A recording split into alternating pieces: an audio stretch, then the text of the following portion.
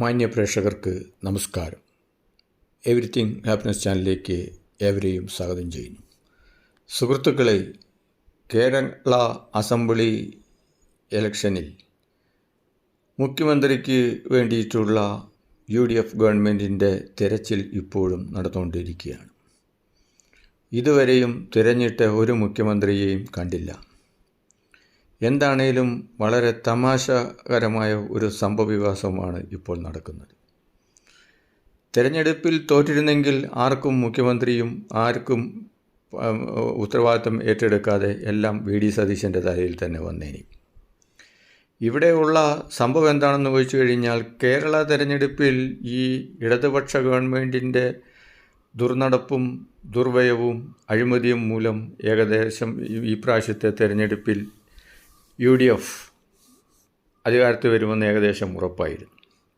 അപ്പോൾ എല്ലാ MP-മാരും ഡൽഹിയിൽ നിന്ന് പെട്ടിയുമെടുത്ത് ഇങ്ങോട്ട് പോരാൻ വേണ്ടി തയ്യാറെടുത്തിരിക്കുകയായിരുന്നു.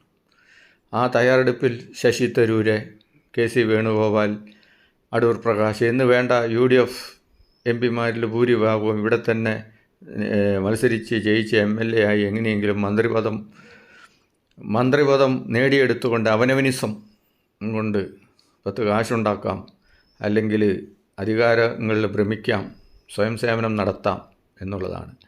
ഇവർക്കാർക്കും പാർട്ടിയും ജനങ്ങളും ഒന്നും ഒരു പ്രധാന കാര്യമല്ല.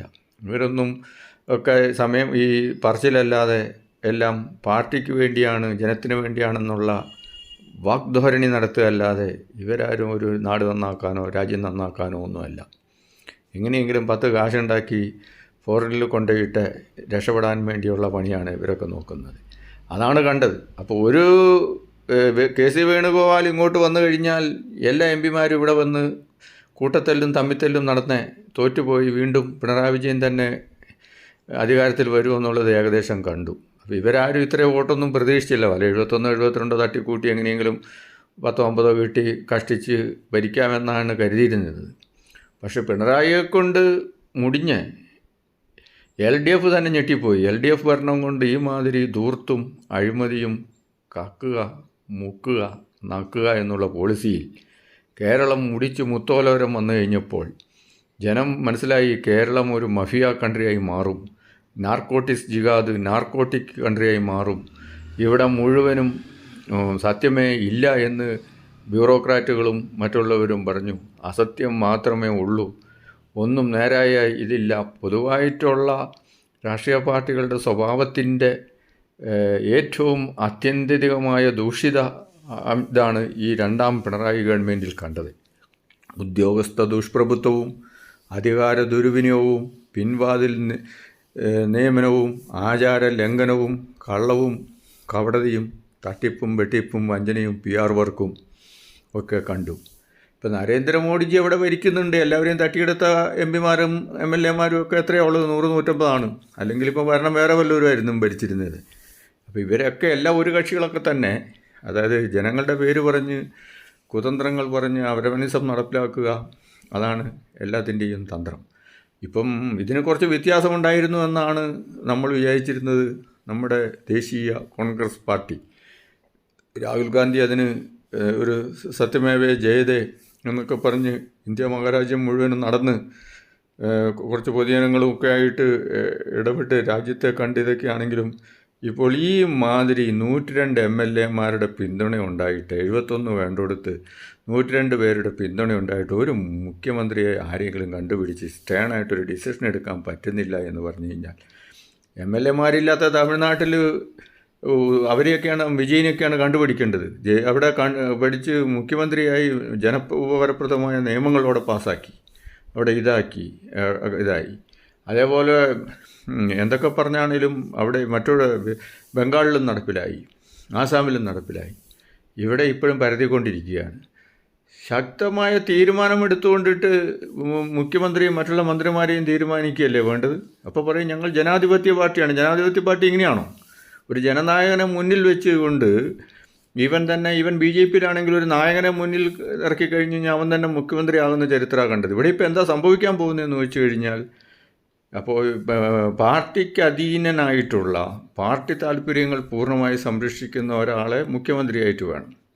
ഇപ്പോൾ PC വേണുഗോപാൽ ഇവിടെ വന്ന് മുഖ്യമന്ത്രിയായി കഴിഞ്ഞാൽ 6 മാസം കഴിയുമ്പം 8 നിലയിൽ പൊട്ടും, ജനങ്ങൾ ഇവിടെ നിന്ന് ഓടിക്കും. അത് കഴിയുമ്പോൾ VD സതീശനോ അല്ലെങ്കിൽ ആർക്കാന്ന് വെച്ച് കഴിഞ്ഞാൽ ലോബികൾക്ക് മുഖ്യമന്ത്രിയാകും. അതാണിപ്പോൾ സംഭവിക്കാൻ പോകുന്നത്. അപ്പോൾ BCനെ എങ്ങനെയെങ്കിലും ഒഴിവാക്കാനുള്ള പരിപാടിയാണോ ഇപ്പോൾ നടക്കുന്നത് എന്നുള്ള സംശയമാണ് നടക്കുന്നത്. എന്താണെങ്കിലും എല്ലാവരും പറയുന്നുണ്ട്, ഞങ്ങൾ ഹൈക്കമാൻഡ് പറഞ്ഞാൽ കേൾക്കും. ഹൈക്കമാൻഡ് പറഞ്ഞിട്ട് ഇപ്പോൾ ആരും കേൾക്കുന്നില്ല. അതാണിപ്പോൾ അവസ്ഥ. ഹൈക്കമാൻഡ് പറഞ്ഞാൽ കേൾക്കും, ഹൈക്കമാൻഡ് പറഞ്ഞാൽ കേൾക്കും എന്നൊക്കെ പറയുന്നുണ്ട്. പക്ഷേ ഈ ഹൈക്കമാൻഡ് എന്നും പറഞ്ഞിട്ട് ഇവർ ഒരു യൂണിറ്റി ഇല്ലാതെ ഇങ്ങനെ അധികാരത്തിന് വേണ്ടി തമ്മിത്തല്ലുന്ന ഒരു പാർട്ടിയാണോ കോൺഗ്രസ് പാർട്ടി? ഇങ്ങനെയാണോ ഇതാക്കേണ്ടത്? ഒരു ഫോർമുല ഉരുത്തിരിഞ്ഞ് എല്ലാവരും കൂടെ ഒരുമിച്ചിരുന്ന് ചർച്ച ചെയ്ത് അധികാരം വികേന്ദ്രീകരണം നടത്തി ജനക്ഷേമമായ പരിപാടി. ഇല്ലെങ്കിൽ കേരളവും പോവും.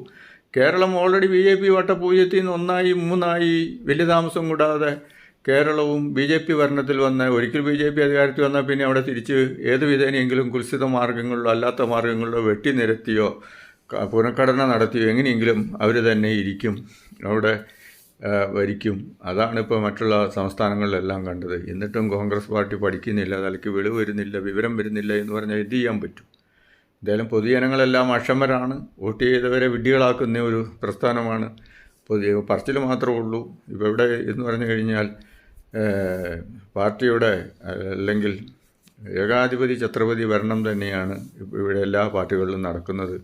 1 2 3 അല്ലെങ്കിൽ 4 പേര് തീരുമാനിക്കുക, അവർ പരമാധികാരിയായിരിക്കുക, മറ്റുള്ള അംഗീകരിക്കുക. അല്ലാണ്ട് ജനനേതാക്കളോ ജനക്ഷേമമോ ഇതൊന്നും അത് ആർക്കും ബാധകമല്ല സുഹൃത്തുക്കളെ. ഇതാണിപ്പോൾ കാണുന്നത്. എന്താണെങ്കിലും എത്രയും പെട്ടെന്ന് ആരെങ്കിലും ഒരാളിപ്പോൾ മുഖ്യമന്ത്രിയായി വരട്ടെ. മുഖ്യമന്ത്രിയായി വന്ന് ജനങ്ങൾക്ക് ഈ സ്കൂളൊക്കെ തുറക്കാൻ പോകുന്നു, ഈ കൊള്ളഭരണത്തിനെതിരായിട്ടുള്ള എന്തായാലും ഇവിടെ ആര് മുഖ്യമന്ത്രി വന്നാലും ഒരു അന്വേഷണമൊന്നും ഉണ്ടാകാൻ പോകുന്നില്ല. ഇതെല്ലാം സെറ്റിൽമെൻറ്റ് ചെയ്ത് അങ്ങോട്ടും ഇങ്ങോട്ടും കൈക്കൂലി മേടിച്ചവരെല്ലാവരും കൂടി ഒക്കും, പൊതുജനങ്ങൾ ഫൂളാകും. അതാണ് ഇവിടുത്തെ രാഷ്ട്രീയം എന്ന് പറയുന്ന ഒരു ബിസിനസ്സാണ്, രാഷ്ട്രീയ ബിസിനസ്സാണ് ഇനി നടക്കാൻ പോകുന്നത്. അത് തന്നെ സംഭവിക്കാൻ പോകുന്നുള്ളൂ. ഈ പറച്ചിൽ മാത്രമേ ഉള്ളൂ. അതാണിപ്പോൾ കണ്ടുവരുന്നത്. ഇത്രമാത്രം ഒരു മഹാവിജയം കൊടുത്ത കമ്മ്യൂണിസ്റ്റ് മാർക്സിസ്റ്റ് പാർട്ടി അല്ലെങ്കിൽ CPM ആകെ തകർന്ന് തരിപ്പണമായി നാശത്തിലേക്ക് പോകുമ്പോൾ അവർക്ക് ആഹ്ലാദിക്കാനുള്ള വഴി ഉണ്ടാക്കി കൊടുത്തുകൊണ്ട് ഇരിക്കുകയാണ്. പിണറായി വിജയൻ തന്നെ ചിലപ്പോൾ തട്ടിക്കൂട്ടി തിരിച്ച് മുഖ്യമന്ത്രിയായി വരാനുള്ള സാധ്യതകളും ഇപ്പോൾ കണ്ടുവരുന്നുണ്ട്. അങ്ങോട്ടാണോ പോകുന്നതെന്നും പറയാൻ പറ്റില്ല. അതാണിപ്പോൾ കാണുന്നത്. എന്താണേലും വളരെ അത്ഭുതകരമാണ്. ഇത്രയും പെട്ടെന്ന് മുഖ്യമന്ത്രിയെ കണ്ടിട്ട് ജനനായകൻ തന്നെ ലീഡറായിക്കൊണ്ട് മറ്റുള്ളവർക്ക് അധികാരം പങ്കുവെച്ചുകൊണ്ട് അല്ലെങ്കിൽ ടേം വ്യവസ്ഥയിലോ ഉണ്ടാകുമെന്ന് നമുക്ക് ആശിക്കാം. പ്രമുഖരായ ബുദ്ധിട്ടാങ്കുകളും പ്രമുഖന്മാരും ഒക്കെ തീരുമാനിക്കട്ടെ. നന്ദി, നമസ്കാരം സുഹൃത്തുക്കളെ. I am captain Shaji Mathew. Like ചെയ്യുക, കമൻറ്റ് ചെയ്യുക, ഷെയർ ചെയ്യുക. Thank you. ഔട്ട്.